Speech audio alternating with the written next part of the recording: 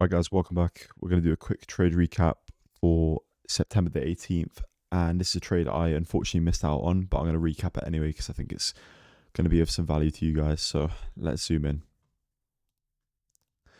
Right, so as you can see here, the previous day on Wednesday, we tapped in to the daily FVG on FOMC day, and we had a nice reaction, as you can see, displace up off of this. So our bias was bullish.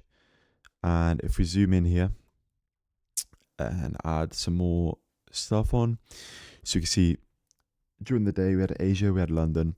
Both of those lows were respected throughout the day, and we marked the midnight open there just for ease of use. I had a couple of confluences out here, and as you can see here, once we hit 9:30 open, we surged lower.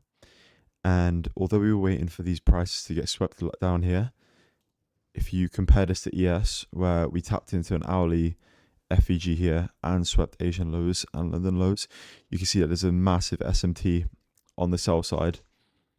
And once we claimed that liquidity there and didn't claim it on an MNQ, we could safely assume longs.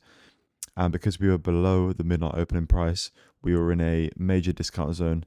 So if we zoom into the 5 minute now, which is what our entry would have been on. So let me take that off. So 9:30 open, little surge higher, but we respect this 5 minute. That's all right.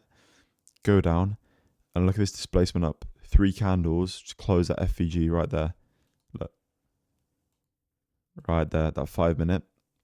Let me just mark that. I'll get rid of these because they're a little bit confusing.